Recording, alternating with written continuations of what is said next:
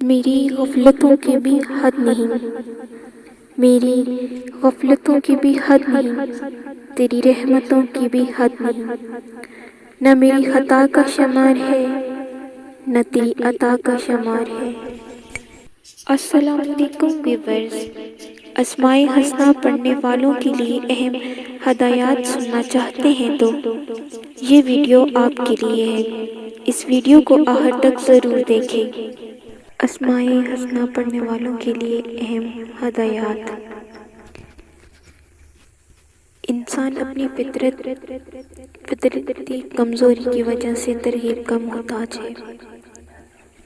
ہونا تو یہ چاہیے کہ جب اسے پتہ چلتا کہ میرے پیارے رب کے پیارے نام ہیں اور اس نے ان ناموں کے ذریعے خود کو پکارنے اور مانگنے کا حکم دیا ہے، اور حضرت اکرم صلی اللہ علیہ وسلم نے فرمایا ہے کہ جو ان ناموں کو یاد کر لے گا جنت میں جائے گا، تو فوراً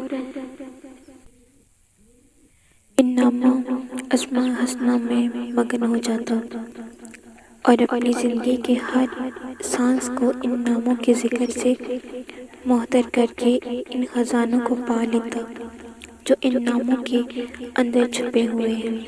مگر انسان ایسا نہیں کرتے۔ انہی کی ترغیب کے لیے اسماء حسنہ کے کچھ خواص جمع کر دیے گئے ہیں۔ یہ خواص قرآن و سنت سے ماخوذ نہیں ہیں، ناموں سے جو منافع کمائے انہوں نے ان کو لکھ دیا تاکہ دوسرے لوگ بھی ان منافع کو حاصل کر سکیں۔ یہ خواص اسماء حسنہ کے فوائد کا احاطہ نہیں کر سکتے، بلکہ یہ تو ایسا ہے جس طرح جنت کے پھلوں کو سونگھ کر جنت کی ترغیب دی جائے۔ خوشبو اپنی جگہ مگر ذائقہ یقیناً اس سے بڑھ کر ہوتا ہے۔ بس یہ خواص خوشبو کی طرح ہے، مگر جو یقین و ایمان کے ساتھ ان اسماء کو پڑھے گا وہ انشاءاللہ اس کے ذائقے کو بھی پائے گا جو خوشبو سے بہت افضل و اعلیٰ ہے۔ اسماء حسنہ کے بعض خواص کو دیکھ کر لوگ حیرانی سے پوچھتے ہیں کہ چند بار یہ نام پڑھ کر اتنا بڑا فائدہ کیسے حاصل ہو سکتا ہے؟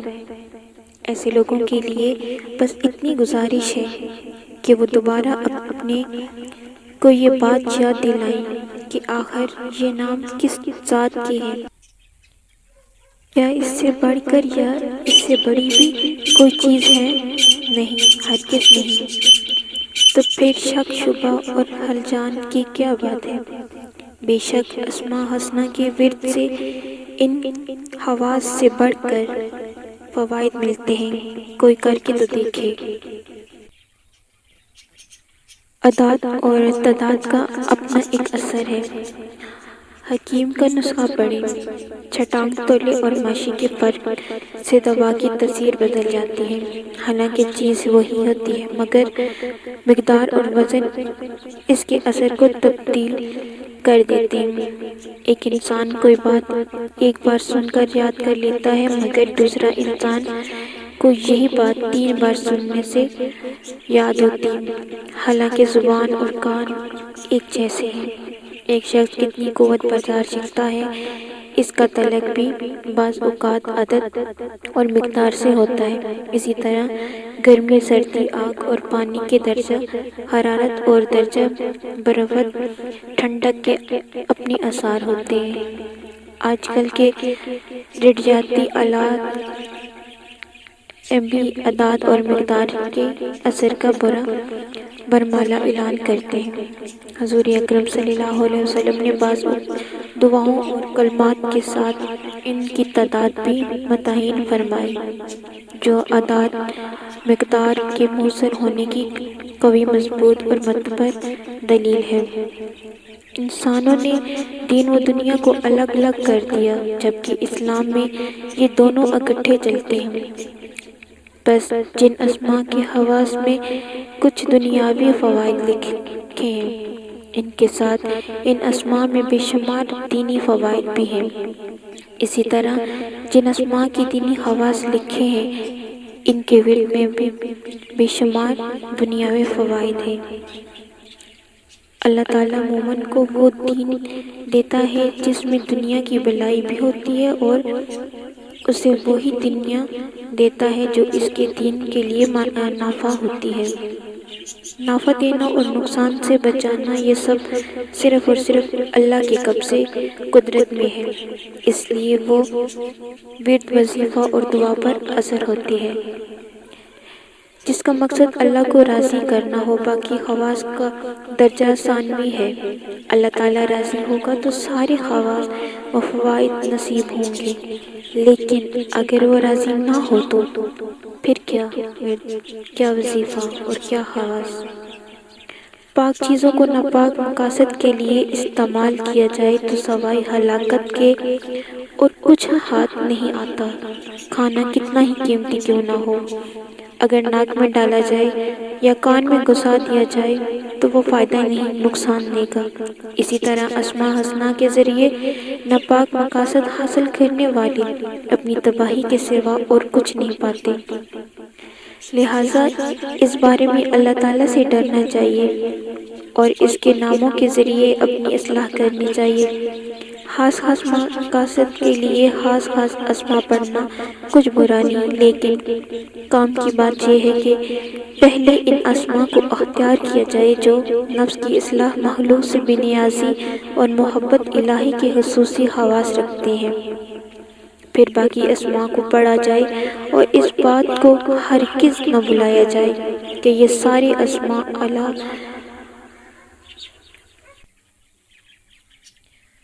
وارفہ ہیں، اس لیے ان تمام کے ورد سے غفلت نہ کی جائے، بلکہ نیز یا نظم کی صورت میں تمام اسماء کو ورد کا معمول بنایا جائے۔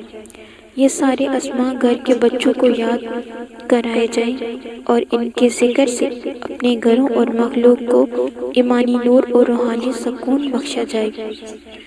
گناہوں کے مارے اور مصیبتوں کے پھنسے ہوئے، پریشان حال، دکھی اور زخم خور مسلمان، جنہیں ایک طرف ان کا اسادہ سب نفس امارہ ہر گھڑی ڈستا ہے، انہیں ذلت و پستی کے گڑھوں میں ارعان گھسیٹتا ہے، دوسری طرف شیطان ان پر ہر دم اپنے سوار اور پیادستوں کے ذریعے حملہ آور ہوتا ہے اور ان کو اسلام اور انسانیت کے سیدھے راستے سے ہٹا کر ظلم، تکبر، شہوت پرستی، بدفعلی، حرام خوری، حرام کاری اور حرام بینی کے جہنمی راستوں کی طرف کھینچتا ہے اور انہیں اپنی حلقت و فطرت تک تبدیل کرنے اور حزب شیطان کے ناری ٹولے میں شامل ہونے کی دعوت دیتا ہے۔ نفس اور شیطان کی مار سے خستہ حال ان مسلمانوں کو دنیاوی مصائب، پریشانیاں،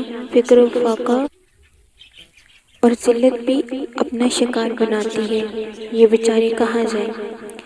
یہ مجموعہ اسی سوال کا جواب ہے۔ انسان کو پیدا کرنے والا اور اس سے محبت کرنے والا اللہ عز و جل شانہ، جو رحیم بھی ہے اور کریم بھی ہے، قوی بھی ہے اور رحمان بھی ہے،